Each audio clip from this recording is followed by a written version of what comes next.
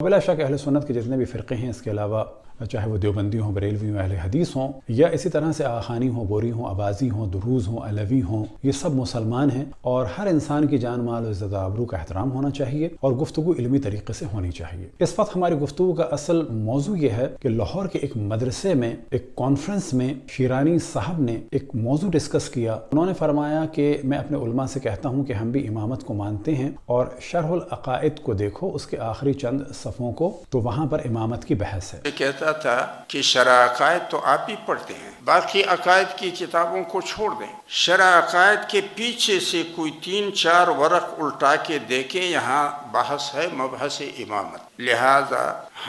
ہم اگر وحدت چاہتے ہیں تو پھر شریعت کے نہج پہ ہمیں ملے گا۔ شریعت میں جہاں انفرادی زندگی کے لیے تعلیمات موجود ہیں، اخلاق، عبادات اور عقائد، وہاں اجتماعی زندگی کی ابتدا نقطہ آغاز نصب امام سے ہوتا ہے۔ تو ہم نے محسوس کیا کہ علماء بھی شاید نہیں سمجھ پائے کہ انہوں نے کیا کہا، اور جو وہاں پر لوگ بیٹھے تھے وہ بھی اچھی خاصی تعداد میں گمراہ ہو گئے۔ البتہ اس مدرسے کے افراد سے ہماری درخواست ہے کہ اگر وہ کسی بھی فرد کے بارے میں ڈسکس نہیں کر سکتے جو تاریخ میں گزرے، تو جو بعض اعتراضات ہیں اہل بیت علیہم السلام کے مذہب اور مکتب پہ، کم سے کم ان کا تو جواب ضرور دیں۔ اور یہ یاد رکھیں، نظام امامت کا دار و مدار اگر ان کے نزدیک، مجھے نہیں معلوم ان کے نزدیک کیا ہے، اگر نظام امامت کا دار و مدار ان کے نزدیک امامت مولا امیر المؤمنین علیہ السلام ہیں، تو وہ سب سے پہلے پاکستان میں امامت مولا امیر المؤمنین علیہ السلام کو ڈسکس کریں، امام حسن علیہ السلام، امام حسین علیہ السلام، یہاں تک کہ امام زمان علیہ السلام کی امامت کو ڈسکس کریں، اور جب وہ ثابت ہو جائے گی اکثریت پاکستان کے نزدیک، تو پھر نوبت آئے گی ولایت فقیہ کی۔ اب یہ جو سارے لوگ وہاں پر، خصوصاً جو ملا نما یا علماء نما بیٹھے تھے، وہ بھی تبسم کر رہے تھے اور سمجھ رہے تھے کہ شاید یہ بڑے اتحاد کی بات ہوئی ہے۔ تو ہم یہ بتائیں کہ جس امامت کا شیرانی صاحب ذکر کر رہے تھے وہ کیا ہے اور کس کتاب کا انہوں نے نام لیا۔ انہوں نے فرمایا شرح العقائد، تو اصل میں ان کی مراد ہے عقائد نصفی، کہ جو عموماً اہل سنت کے یہاں اسے بس کہہ دیا جاتا ہے شرح العقائد۔ اب ہم یہ بتاتے چلیں کہ دنیا میں اسلام کی جتنی بربادی لگی ہے اور لگ رہی ہے، اور دہشت گردی، فسق، فجور، اور جو اسلام کے نام پر جو دھاندلیاں ہوتی رہیں، اور سب سے بڑھ کر جرائم یہ کہ جو اہل بیت پر ظلم ہوتا رہا، اہل بیت جیل میں ڈالے گئے اور اہل بیت کے چاہنے والوں کو قتل کیا گیا، وہ سب اسی جعلی امامت اور خلافت کا غلط نظریہ تھا۔ اور اس وقت ہم اپنے برادران اہل سنت سے درخواست کریں گے کہ وہ اس کتاب کو خریدیں، پڑھیں، خصوصاً اس چیپٹر کو، اور اسی طرح سے ہم مومنین سے ڈسکس کریں گے کہ ٹی وی اینکرز کے سامنے اس موضوع کو رکھیں، ان کو بار بار ای میل کریں، ان کو میسیجز کریں کہ وہ اس کو دیکھیں اور ڈسکس کریں۔ اسی طرح سے جو صحافی حضرات ہیں اور جو بعض وزراء ہیں، اسی طرح پاکستان کے پرائم منسٹر اور دیگر منسٹرز اس کو ضرور دیکھیں، ان کی آپ توجہ دلائیں۔ اسی طرح سے ججز کی توجہ دلائیں، فوج کی توجہ دلائیں۔ یاد رکھیں کہ جو موضوع ہم ڈسکس کرنے جا رہے ہیں، اسی موضوع کی وجہ سے تمام یہ دہشت گرد ہیں، فتنہ ہے، فساد ہے، بدکرداریاں ہیں، اور آپ لوگ انتہائی سادے ہیں، یعنی ہمارے برادران اہل سنت اور حتیٰ پاکستان کے ججز اور وکلا اور بہت سارے ایکٹیوسٹ وغیرہ جو ان موضوعات کو نہیں جانتے، اور وہ ایسے ہی ان مولویوں کے ہاتھ میں کھیل بنے ہوئے ہیں، اور اس کو ہم تفصیل سے ڈسکس کریں گے۔ آج تو ہم فقط جو شیرانی صاحب نے جس کتاب کا ذکر کیا اس کو ہم ڈسکس کر کے آپ کے سامنے رکھتے ہیں، تاکہ پتہ چلے کہ امامت واقعی اہل بیت علیہم السلام یا خلافت واقعی اہل بیت علیہم السلام، کیونکہ مولا امیر المؤمنین علیہ السلام خلیفہ بھی تھے اور امام بھی تھے، یعنی خلیفہ رسول اللہ صلی اللہ علیہ وسلم بلا فاصلہ اور امت مسلمہ کے امام بھی تھے۔ اور یہ جو امامت ڈسکس کی جا رہی ہے کتب کلامی اہل سنت میں، یہ کیا ہے، یہ ہمارے مومنین کو بھی پتہ ہونی چاہیے۔ خصوصاً ہماری گزارش ہے اس لاہور کے مدرسے والوں سے کہ کوئی علمی کام کریں، اہل بیت کا دفاع کریں، اور یاد رکھیں کہ اس قسم کے امامت اگر رائج کرنی ہے پاکستان میں، ایسی امامت، یہ والی امامت کی جس کا ہم ابھی ذکر کرنے والے ہیں، جس کا ذکر شیرانی صاحب نے کیا اور اس میں عقائد نصفی میں اس کا ذکر ہوا، اس امامت سے 1000 درجے بہتر شرق و غرب کی کافر حکومتیں، اور میں کسی کا نام نہیں لیتا، مومنین سے درخواست کروں گا کہ ٹی وی اینکرز اور ایکٹیوسٹ کو یہ آپ ای میل کر کے ضرور بھیجیں، اور اگر یہ پورا لیکچر نہیں بھیج سکتے تو اس کتاب کا جو ہمارا حوالہ ہے بھیجیں، انشاءاللہ یوٹیوب میں اس کو ہم ڈسکرپشن میں اس کی فوٹوز لگا دیں گے تاکہ امت مسلمہ اس فتنہ فساد سے محفوظ رہے۔ اب آپ کے سامنے ہے توضیح العقائد فی شرح العقائد۔ اصل میں یہ کتاب ہے کہ جس نے لکھنے والے ہیں وہ ہیں نصفی، اور پھر اس کی شرح کی ہے تفتزانی صاحب نے۔ اس وقت جو آپ کے سامنے یہ ہے مولانا اکرام الحق صاحب کی، اور یہ کتاب ہے وفاق المدارس اہل سنت کی۔ تو یاد رکھیں کہ وفاق المدارس کے نصاب میں یہ شامل ہے، اور تمام دیوبندی اور بریلوی اس کو پڑھتے ہیں، اور اس کا دار و مدار ہے ماتوریدی عقائد پر۔ حنفیوں کی یہ خصوصاً تمام حنفیوں کے درمیان ہے، اور جتنی مشکلات اس وقت دہشت گردی کی صورت میں نظر آ رہی ہیں اسے ہم تفصیل سے اگلی نشست میں اور بیان کریں گے دیگر حوالوں کے ساتھ، کیونکہ اس وقت ہم صرف اس کتاب کو ڈسکس کر رہے ہیں، اور آپ کے سامنے اس وقت اس کا انڈیکس ہے، اور انڈیکس کو اگر آپ دیکھیں تو پہلی ہیڈنگ ہے امام فسق کی وجہ سے معزول نہیں ہوگا، دوسری ہیڈنگ ہے اہل سنت و جماعت کے نزدیک ہر نیک اور بد کے پیچھے نماز پڑھنا جائز بشرطے کہ اس کا فسق کفر کی حد تک نہ پہنچا ہو، یعنی شراب پیے، فاسق و فاجر و زانی ہو، شرابی ہو، چائلڈ ایبیوز کرے مسجد میں، کوئی حرج نہیں ہے ان کے حساب سے، بس وہ کوئی اللہ کا انکار نہ کرے، رسول اللہ کا انکار نہ کرے، باقی جو ہے وہ ان کے نزدیک چلے گا۔ اب آپ کے سامنے ہے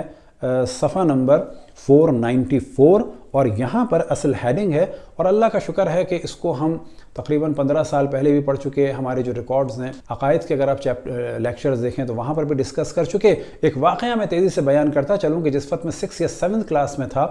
تو ایک خبر آئی تھی کہ پنجابی فلموں کے ایک ایکٹر کہ جو دنیا میں اب نہیں رہے، کہ اللہ ان کی بخشش فرمائے، ان کے درجات کو بلند فرمائے، ان گناہوں کو معاف فرمائے، ان کے گھر میں نماز تراویح ہوتی تھی اور لوگ شرکت کرتے تھے۔ تو 7 یا 6 کلاس میں جب میں تھا اور جب میں نے یہ دیکھا تھا تو اس وقت جب کہ میں مذہبی بھی نہیں تھا، مجھے معلومات بھی نہیں تھی، لیکن اتنا پتا تھا کہ نماز ہوتی ہے کسی دیندار آدمی کے پیچھے، اور اتنا پتا تھا کہ جو اچھا ہو، حتیٰ لفظ عادل کی بھی ہمیں اس وقت کوئی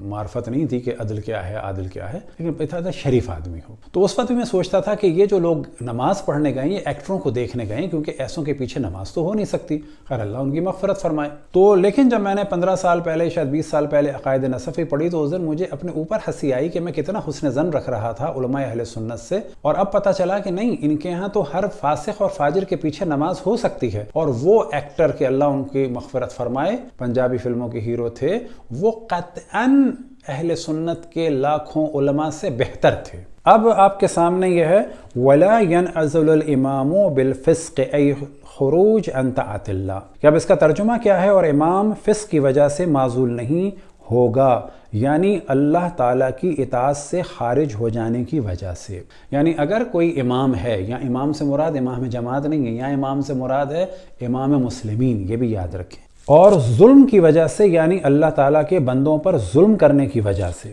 اس لیے کہ فسق ظاہر ہوا اور ظلم پھیلا ائمہ اور عمرہ کی جانب سے خلفائے راشدین کے بعد، اور سلف ان کی فرما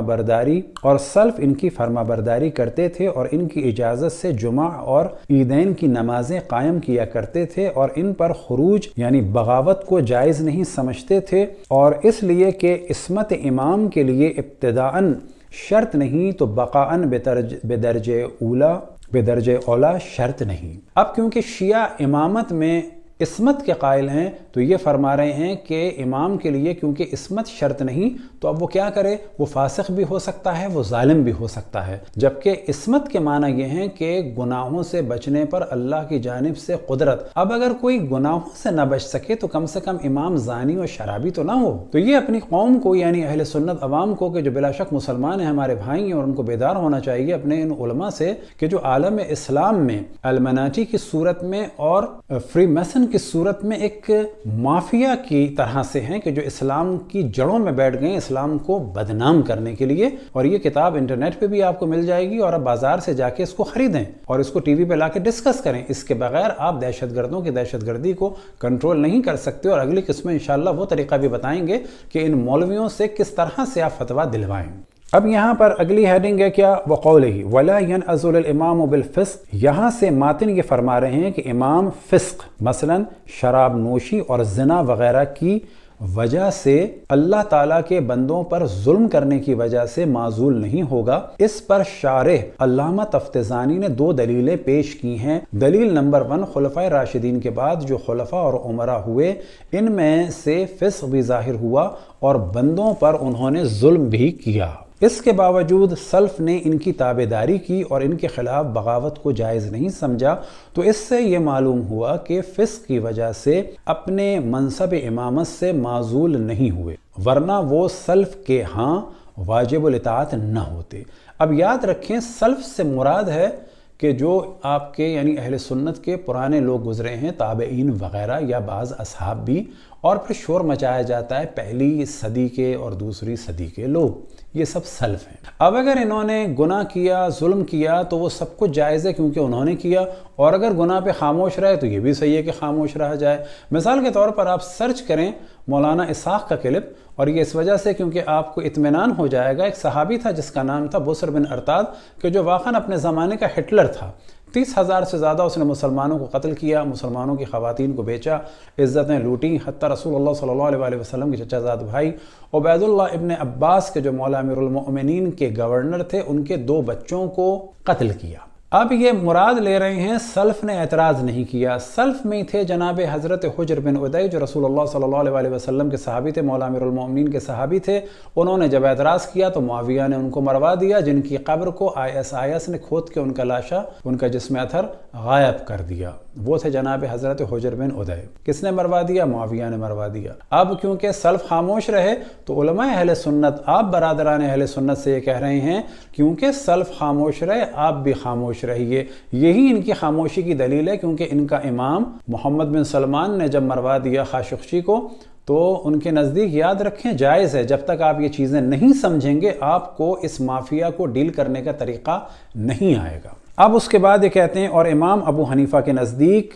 وہ فاسق اہل ولایت میں سے ہے، یہاں تک کہ فاسق باپ کے لیے اپنی چھوٹی بیٹی کا نکاح کر دینا صحیح ہے۔ تو یہ ہیڈنگ آپ کے سامنے ہے، اس کو پاز کر کے آپ تفصیل سے اور بھی پڑھ سکتے ہیں۔ اب اس کے بعد ہم نے یہ سارا ہی موضوع چل رہا ہے کیونکہ تکرار ہو رہی ہے، 2 دلیلوں کو دوبارہ انہوں نے بیان کیا۔ امام ابو حنیفہ کے نزدیک فاسق ولایت کی اہلیت رکھتا ہے، یہاں تک کہ فاسق باپ اپنی نابالغ لڑکی کا نکاح اس کی مرضی کے بغیر کر سکتا ہے کیونکہ اس کو ولایت حاصل ہے۔ یاد رکھیں کہ ضیاء نے جو امیر المومنین بننے کا خواب دیکھا تھا وہ اسی وجہ سے، انہی عقائد کی وجہ سے ابو بکر بغدادی نے دھوم مچائی، اسی وجہ سے ملا عمر نے فسق و فجور کیا، اور جتنی دہشت گرد تنظیمیں ہیں ان کے عقائد کا، نظریات کا دار و مدار انہی کتابوں پر، خصوصاً اس چیپٹر پر ہے۔ اس کے علاوہ بھی بعض کتابیں ہیں جو آپ کے سامنے انشاءاللہ اگلی نشست میں ہم پیش کریں گے۔ اب اگر اس صفحے کو آپ پورا دیکھتے جائیے تو آپ کو کافی چیزیں مل جائیں گی۔ ملاؤں کی یہ جو المناٹی ٹائپ کی مافیا ہے وہ دوسری جگہ لے جاتی ہے، کیونکہ ملاؤں کے نزدیک یعنی اہل سنت ملا کے نزدیک یہ سارے کام ایک طرح سے غلط ہونے کے باوجود بھی کیا ہے، یہ پیش امام رہے گا۔ اور یہ جو لاکھوں مدرسے اس وقت طالب علم پاکستان میں ہو چکے ہیں، 50 سال کے بعد عموماً اہل سنت کا یہ نظریہ بن جائے گا، کیونکہ جب اکثریت ان کے نظریے پہ چلیں گے کہ مسجد میں اگر کوئی شراب بھی پی لے، کوئی زنا بھی کر لے، کوئی بچوں کے ساتھ چائلڈ ابیوز کرے تو کیا کہا جائے گا کہ اس کو امام جماعت کے عہدے سے بھی نہیں ہٹا سکتے۔ تو اس وقت تو ہماری گفتگو چل رہی ہے امام اور خلیفہ کے عنوان سے کہ یہ کون سا خلیفہ کون سا امام ہے، تو آپ کو پتہ چلے گا کہ طالبان ہو، القاعدہ ہو، لشکر جھنگوی ہو، یہ سب جو کر رہے ہیں اور جو ٹی وی پہ آ کے مولوی کہہ دیتے ہیں کہ یہ دین نہیں ہے، یاد رکھیں یہ دین ہی ہے ان کا، یہ جھوٹ بولتے ہیں دین نہیں ہے۔ اگر ISIS کی حکومت بن جاتی تو یہی ملا اس کو ولی امر بھی کہتے، اولو الامر بھی کہتے، اور مثال کے طور پر جناب تقی عثمانی صاحب جو ہیں وہاں اسلامی بینکنگ بھی لے کے پہنچ جاتے۔ اب یہاں پر اگلا چیپٹر ہے کہ جس کا ترجمہ آپ کے سامنے بیان کر دیتے ہیں۔ اور ہر نیک اور بد کے پیچھے نماز جائز ہے، نبی علیہ السلام کے فرمان کی وجہ سے کہ ہر نیک و بد کے پیچھے نماز پڑھو، اس لیے کہ علماء امت فاسقوں اور خواہشات نفس کی پیروی کرنے والے اور اہل بدعت کے پیچھے بلا نکیر یعنی بغیر ٹوکے ہوئے وداؤٹ اینی آبجیکشن نماز پڑھتے رہے ہیں۔ اور وہ جو بعض سلف سے منقول ہے یعنی بدعتی کے پیچھے نماز پڑھنے سے منع کرنا، تو وہ کراہت پر محمول ہے، یعنی وہ مکروہ ہے، نہ پڑھیں تو بہتر ہے۔ اس لیے کہ فاسق اور بدعتی کے پیچھے نماز کے مکروہ ہونے میں کوئی کلام نہیں، یہ اس وقت ہے جب فسق یا بدعت کفر کی حد تک نہ پہنچ جائے۔ بس اب اگر میں تو کہتا ہوں کہ چاہے زرداری ہوں، چاہے نواز شریف ہوں، چاہے عمران خان ہوں، چاہے ہماری پاک فوج ہو، چاہے حتی جج ہوں کہ جو واقعاً انٹیلیجنٹ ہوتے ہیں لیکن ان کو نہیں معلوم ان مولویوں کے یہ گر کہ جو ایک ٹیلی گرافیکل گفتگو کرتے ہیں، اور یہ ساری دہشت گردی اسی وجہ سے ہے کہ ہمارے عام طور پر جو انٹلیکچوئل ہیں وہ ان کتابوں کو نہیں پڑھتے۔ تو اگر آپ میں سے بھی کسی کو خلیفہ بننے کا شوق ہو تو سب کچھ کر سکتے ہیں آپ۔ شرط کیا ہے کہ آپ شراب پی کے نماز بھی پڑھا سکتے ہیں ان کتابوں کے نزدیک علماء اہل سنت کے، اور آپ بچوں کے ساتھ بھی ابیوز کر سکتے ہیں، بچیوں کے ساتھ بھی ان علماء اہل سنت کے حساب سے، لیکن آپ کو یہ سب کچھ کرنے کا موقع مل جائے گا بے شرط یہ کہ آپ مولویوں کی چھتری کے نیچے آ جائیں، جیسے کہ اورنگزیب یا اس قسم کے لوگ آ گئے تھے، پھر مولوی آپ کو آن لائن کلیئر کا سگنل دے دیں گے۔ لیکن اگر آپ اکبر کی طرح سے یہ کہیں گے کہ سب کے رائٹ ہیں، شیعوں کے، سنیوں کے، ہندوؤں کے، دیگر لوگوں کے، تو پھر یہ آپ کو تہمت لگا کر کچھ بھی کر سکتے ہیں۔ بس ان مولویوں کے نزدیک جو علماء اہل سنت کے ہیں، ہر فاسق اچھا ہے بے شرط یہ کہ وہ ان کو مال دے یا ان کو سپورٹ کرے کسی بھی قسم کی۔ لیکن ان کو کیسے ڈیل کرنا ہے یہ انشاءاللہ ہم بعد میں بھی ڈسکس کریں گے۔ اب آپ کے سامنے شرح عقائد نصفی، اور یہ جو ترجمہ ہے وہ تھا ترجمہ اکرام الحق صاحب کا، اور مدارس دیوبند ہوں یا بریلوی ہوں اس میں پڑھائی جاتی ہے۔ عقائد کے اعتبار سے ممکن ہے کہ اردو ترجمے والے کے اعتبار سے فرق ہو دیوبندی و بریلوی میں، اور یہ خصوصاً جو ہے وہ سمجھیں بریلوی حضرات کی ہے، جامع قادریہ رضویہ کی، اور یہ ہے علامہ غلام حسین عاصم ماتوریدی صاحب کی ہے۔ یہ سیم کتاب، اس میں ظاہر ترجمہ ذرا الگ طریقے سے۔ اب آپ کے سامنے انڈیکس ہے، امام کی معزولی درست نہیں، لہٰذا لاہور کے مدرسے والے بھی اپنے علمی معیار کو بڑھائیں، اور معذرت کے ساتھ، بلکہ معذرت کے ساتھ نہیں، یہ ہمارا حق ہے، ہماری شیعت کو اور پاک امامت کو اس خبیث قسم کی اور نجس قسم کی اور پلیت قسم کی قیادتوں سے ملانے کی کوشش نہ کریں، یہ ہمارا رائٹ ہے اور آپ کو ایسا کام ہم نہیں کرنے دیں گے۔ اب یہاں پر اگلی ہیڈنگ ہے فاسق کی اقتداء، دونوں آپ دیکھ لیں، اور یہ ہمارے ججز کو اگر پتا ہو، اینکر پرسن کو پتا ہو، تو لا کے مولویوں کو کھڑا کریں، فقط 2 حوالے کافی نہیں ہے، اگلی نشست میں انشاءاللہ تفصیل سے اس کو ڈسکس کریں گے۔ اب آپ کے سامنے ہے صفحہ نمبر 371، وَلَا يَنْعَزِلُ الْإِمَامُ بِالْفِسْقِ وَالْجَوْرِ، کیا ترجمہ ہے اس کا؟ اور امام معزول نہیں کیا جائے گا نافرمانی اور ظلم کرنے کی وجہ سے۔ اب یہ فرماتے ہیں امام کی معزولی درست نہیں۔ اب اس کی شرح کیا ہے؟ لا ینعزل یعنی معزول نہیں ہوتا، لا ینعزل معزول نہیں کیا جائے گا، دونوں طرح سے پڑھا جاتا ہے، اور نیز ایک نسخے میں الجور کی جگہ الفجور ہے مگر صحیح الجور ہے، یعنی امام فاسق بھی ہو سکتا ہے اہل سنت کے نزدیک اور ظالم بھی ہو سکتا ہے۔ لفظ فسق میں نافرمانی، گناہ، اطاعت خداوندی سے نکل جانے کے معنی آتے ہیں، لہٰذا 2 بار فجور لانے کی کیا ضرورت ہے؟ الجور کے معنی ظلم اور زیادتی کرنا، لہٰذا یہی مناسب ہے۔ علامہ سعد التفتزانی علیہ الرحمہ فرماتے ہیں خلفائے راشدین کے بعد ائمہ اور عمرہ سے ظلم اور فسق ظاہر ہوا، سلف نے ان کی اطاعت کی اور انہی کے اذن و اجازت سے نماز جمعہ اور نماز عیدین کو قائم کیا، اور ان کے خلاف کوئی قدم اٹھانا درست نہ سمجھا۔ یعنی اس وقت جو پاکستان میں مدرسوں کی تعداد بڑھ رہی ہے، 30-40 سال بعد اگر یہ اسی تعداد سے بڑھتے رہے تو آپ تمام اہل سنت ایک شرابی کو، فاسق کو، فاجر کو، زانی کو، ظالم کو کہیں گے یہ ہمارا امام ہے، کیا بات ہے اس کے ہاتھ میں اگر شراب ہے تو کوئی بات نہیں ہے، اس کا عمل ہے، ہم اس کے پیچھے نماز پڑھ لیں۔ یہ ہے عقائد نصفی کے نظریات۔ قدم اٹھانا درست نہ سمجھا، نیز عصمت اور گناہ سے پاک ہونا امامت کے لیے شرط ابتدائی بھی نہیں تو بقا کے لیے کیوں کر شرط ہوگی۔ بدماشی یہاں پر دیکھیں کہ عصمت کی بات کر رہے ہیں، بابا عصمت کے اگر قائل نہیں ہو تو شرافت کے تو قائل ہو، کسی ہمدرد नरम दिल को तो कम से कम इमाम बनाओ, जालिम को इमाम बनाते हो, उसके बाद अपनी आवाम को धोखा देने के लिए कहते हो कि जी इस्मत की ज़रूरत नहीं है, राफजी इस्मत को मानते हैं। इमाम का ना पहले मासूम होना शर्त है और ना आखिर में शर्त है। जब ये शर्त ना हुई तो ज़रूर इमाम बेवजह फिस्क और जुल्म के माजूल नहीं हो सकता। नीज़ इमाम को माजूल करने में जानों के ज़ाया होने और फितना और फसाद के ज़्यादा होने का कभी अंदेशा है। यानी अब आपसे कहा जा रहा है कि आपका हाकिम जैसा भी बदमाश हो आप कुछ ना करें। ये जो पाकिस्तान में धरने चल रहे हैं, इन मौलवियों को बिठा के पूछा जाए क्या ये जायज़ है इनके लिए? हमारे नज़दीक तो जायज़ है, एतराज़ करना चाहिए, लेकिन अगर इस किताब को जो लोग मानते हैं उनके नज़दीक जायज़ नहीं होगा। अब यहाँ पर ये कहते हैं नमाज की इक़्तिदा के बारे में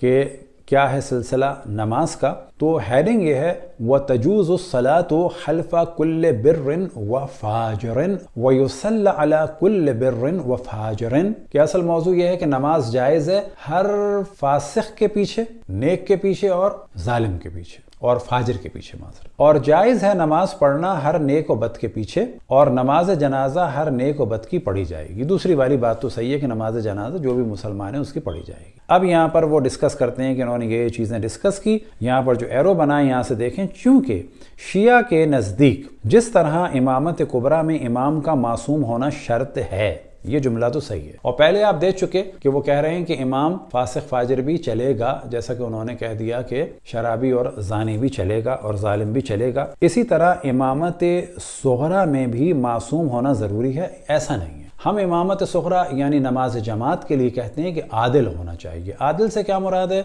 यानी इर्द गिर्द वाले लोग कहें कि ये हराम नहीं करता, एक शरीफ आदमी है। यानी शिया ये कहते हैं एक शरीफ आदमी के पीछे नमाज पढ़ो, और ये आपको तरबियत दे रहे हैं कि आप बदमाश के पीछे भी पढ़ सकते हैं, शराबी के पीछे भी पढ़ सकते हैं। यही वजह है कि जब मस्जिदों में ये बदकिरदारियाँ करते हैं उलमाए अहले सुन्नत, तो फिर ये ऐसा नहीं है कहीं और नहीं रहते, ये इनकी विफाकुल मदारिस और जो इनका पूरा एक माफिया होता है वो भी दूसरी जगह ले जाता है, उनको पता है कि हम सब एक से ही हैं। और खवारिज के नज़दीक फाजिर गुनाहगार काफिर हैं, लिहाजा इसकी इख्तिदा में नमाज जायज़ नहीं। इसलिए इमाम नसफ़ी फरमाते हैं कि हर गुनाहगार मुसलमान की इख्तिदा में नमाज दुरुस्त है और हर गुनाहगार मैयत पे नमाज जनाजा पढ़ना भी जायज़ है। इस पूरे मौजू को उन्होंने डिस्कस किया। अब आप देखें कि हज़रत अबू हुरैरा से रिवायत है कि रसूलुल्लाह सल्लल्लाहु अलैहि वसल्लम ने फरमाया, तुम्हारे ऊपर जिहाद हर सरदार के हमरा, ख्वाह वो नेक हो बद हो, वाजिब है, अगरचे वो सरदार गुनाह कबीरा करता हो। यही वो तरबियत दी गई कि मुआविया हो, उसके फ़ौजी हों, ये सब के सब सही हैं। इसी तरीके से ऑटोमन एम्पायर के सारे गुंडे सही हैं, जबकि ऑटोमन एम्पायर में एक बदतरीन चीज़ थी। गुनाह तो करते ही थे, लेकिन एक बदतरीन गुनाह ये था कि अगर आप जाके तहकीक करें कि आमतौर पर ये अपने ख़ानदान के मर्दों को मरवा देते थे, शहजादे आमतौर पर घबराते थे। यही नेक काम किया था मौलवियों की अम्ब्रेला में औरंगज़ेब ने कि अपने भाइयों को मरवा दिया और बाप को कैद कर दिया, फिर मौलवियों ने उसको वलीउल्लाह बना दिया। तो ये सब कुछ जो गेम हुआ इन किताबों की वजह से हुआ, और ये किताबें जो हैं कोई नई नहीं हैं। और तुम पर नमाज हर मुसलमान के पीछे वाजिब है, ख्वाह वो नमाज पढ़ने वाला नेक हो या बद, अगरचे गुनाह कबीरा करे। गुनाह कबीरा यानी ज़ना हो गया, लवात हो गया, शराब हो गया, कत्ल हो गया, और जितने गुनाह कबीरा हैं वो अहले सुन्नत उलमा आपको ये दर्स दे रहे हैं कि आपकी मस्जिद का इमाम जमात जो भी कर रहा हो आप उसके पीछे नमाज पढ़ें, आप फ़कत उसके पीछे नमाज पढ़ें और उसके खर्चों को उठाएं। लिहाजा अगर आप इन किताबों को मानते हैं बरादरान अहले सुन्नत के क़तन वो मुसलमान हैं, और उनको हम बड़ा मजलूम समझते हैं क्योंकि वो इन फासिकों के हाथ में खेल बने हुए हैं, और वो फासिक सुन्नी मौलवी जो हैं उमूमन जो हैं, हम सबको नहीं कहते, वो इनको अहले बैत से दूर रखते हैं, हत्ता नवासे रसूल के ज़िक्र पर पत्थर पड़वाते हैं हमारे मासूम बरादरान अहले सुन्नत से। उलमा उम्मत फासिकों, ख्वाहिश परस्तों और बिदती किस्म के लोगों के पीछे नमाजें पढ़ा करते थे बग़ैर किसी नकीर के, यानी उलमा ऐसा करते थे और सल्फ़ ऐसा करते थे। और जो कुछ बाज़ सल्फ़ ने नमाज को बिदती के पीछे ममनू फरमाया तो वो कराहत पर महमूल है, और इसके मकरूह होने में कोई कलाम नहीं। और मकरूह नमाज इस वक्त होगी जब फासिक और बिदती हद कुफ्र तक ना पहुँच गया हो, और अगर इसका फिस्क व बिदत हद कुफ्र तक हो تو پھر نماز کے عدم جواز میں کوئی کلام نہیں اور شک و شبہ نہیں کہ ان کی اقتداء میں نماز ہرگز جائز نہیں۔ یعنی آپ کوئی بھی کام کر لیں نماز ہو جائے گی، صرف آپ یہ نہ کہیں کہ اللہ نہیں ہے، یہ ختم نبوت کی بات۔ البتہ کتب اہل سنت توہین رسالت سے بھری ہوئی ہے۔ جس کو مجدد کہا جاتا ہے وہ خود اپنے آپ کو ایک طرح سے کہتا تھا کہ نبوت کے آثار مجھ میں آ گئے، اور یہ ہمارا آپ کلپ دیکھ سکتے ہیں۔ اسی طریقے سے جس کا آج کل بڑا زور ہے شاہ اسماعیل کہ جس نے تقویت ایمان لکھی اور رسول اللہ کی توہین سے بھری ہوئی ہے، اور وہ لوگ جو ختم نبوت کا اور توہین رسالت کی بات کرتے ہیں، اور ساتھ میں اگر سید احمد کو، کوئی سید تھا کہ نہیں تھا نہیں پتا، اس کو شہید کہتے ہیں، اس کے فضائل پڑھتے ہیں، اور شاہ اسماعیل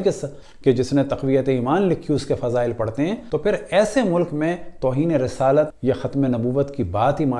اللہ نہ کرے بیکار ہو جائے گی کہ جو شاہ اسماعیل یا سید احمد جیسوں کی تائید کرے۔ علامہ علی قاری رحمۃ اللہ علیہ فرماتے ہیں کہ جو فاجر امام کے پیچھے نماز جمعہ اور باجماعت نماز پڑھنا چھوڑ دے وہ بدعتی ہے۔ آپ کو ایک پیغام دیا جا رہا ہے آپ کے مولویوں کی جانب سے کہ ہمارے برادران اہل سنت قطعاً ہمارے بھائی ہیں، ہماری جان ہیں، ہماری آبرو ہیں، ان کے جوتے ہمارے سر آنکھوں پر، لیکن آپ کو بتانا ضروری ہے، کتاب آپ خریدیں کہ علامہ علی قاری کیا فرماتے ہیں کہ جو فاجر عالم کے پیچھے جمعے کی نماز اور باجماعت نماز نہ پڑھے وہ بدعتی ہے۔ کیوں بدعتی ہے؟ تو آپ لاجک سنیے گا۔ اور صحیح یہ ہے کہ وہ پڑھی ہوئی نماز درست ہے اور اس کو دوبارہ نہیں پڑھنا ہے۔ وجہ کیا ہے؟ وجہ یہ ہے کہ آپ کے بڑے ظالموں کے ساتھ تھے، کیونکہ آپ کے بڑے ظالموں کے ساتھ تھے تو کہتے ہیں کہ آپ بھی ظالموں کے ساتھ رہیں۔ آپ کے بڑے ان ظالموں کو انڈوس کرتے تھے، ان کو جسٹیفائی کرتے تھے، تو وہ آپ جیسے پڑھے لکھے ججز سے، فوجیوں سے، ایکٹیوسٹ سے، صحافیوں سے یہ کہہ رہے ہیں علامہ علی قاری صاحب کہ اگر آپ نے ایک چائلڈ ایبیوز کرنے والے کے پیچھے نماز نہیں پڑھی تو آپ بدعتی ہو جائیں گے۔ لہٰذا آپ کبھی بھی جب آپ کے یہاں کچھ ہو، اہل سنت کی مساجد میں کوئی مولوی کچھ کرے، تو علامہ علی قاری یہ صاحب فرماتے ہیں کہ اس کے پیچھے آپ نماز پڑھتے رہیں۔ اور یہ نظریہ اس کتاب کو جن جن لوگوں نے اپنے کورس میں شامل کیا ان کا یہی نظریہ ہے، اور ان مدرسوں سے ایسے لوگ اس وجہ سے نکل رہے ہیں۔ یہ جو بعض بیوقوف ہیں جنہوں نے جرم کر دیا کھل کے، ورنہ ان مدرسوں میں ان جرائم کو پہلے ہی جسٹیفائی کر دیا گیا ہے، چھتری دے دی گئی ہے اور سیفٹی دے دی گئی ہے ایسے افراد کو۔ اب یہاں پر کیا آتا ہے؟ حضرت ابن مسعود وغیرہ، یعنی جتنے بھی آپ کے اصحاب تھے یہ سب کام کرتے تھے کچھ جان کی خوف سے، لیکن جیسے کہ اعتراض کیا جناب حجر بن عدی نے تو ان کو معاویہ نے مروا دیا۔ حضرت ابن مسعود وغیرہ یعنی اور بھی جو اصحاب تھے ولید ابن عقبہ بن ابی معیط کے پیچھے نماز پڑھا کرتے تھے، اور وہ شراب پیا کرتا تھا، ایک دفعہ نہیں پیتا تھا، شرابی تھا، یہاں تک کہ اس نے ایک مرتبہ صبح کی نماز 2 رکعت کے بجائے 4 رکعتیں پڑھا دیں۔ پھر اس نے کہا تمہیں اور زیادہ دوں، یعنی اور پڑھا دوں، کم ہے تو 4 کی جگہ 6-8 پڑھا دوں۔ حضرت عبداللہ ابن مسعود نے فرمایا کہ ہم تو پہلے ہی زیادہ پڑھ چکے ہیں۔ اب یاد رکھیں کہ یہ جو دین آپ کو مل رہا ہے ان مولویوں سے، یہ اس صورت میں مل رہا ہے۔ اب کیا کہا جائے گا؟ دیکھیں ان کے آپ گیم کو سمجھنے کے لیے آپ کو ان کی چیزیں پڑھنی پڑیں گی۔ یہ کیا کہتے ہیں؟ ولید ابن عقبہ بن ابی معیط کے پیچھے نمازیں پڑھا کرتے تھے اور وہ شراب پیا کرتا تھا، یعنی شرابی تھا وہ، اور مشہور شرابی تھا، لیکن کیا تھا کہ لوگ اس کی گواہی نہیں دے پاتے تھے۔ اور کیا تھا کہ وہ جناب عثمان کا سوتیلا بھائی تھا، والدہ کی جانب سے بھائی تھا، باپ کی جانب سے نہیں، والدہ کی جانب سے۔ کوفے کا گورنر تھا، حضرت عثمان نے پوری سپورٹ دی ہوئی تھی۔ بس اب کیا کہا جائے گا آپ کے علم کلام میں کہ خلیفہ اپنے بھائی کو، چاہے وہ زانی شرابی ہو، اس کو سپورٹ کر سکتا ہے۔ تو یہاں پر بھی یہی ہو رہا ہے، وہ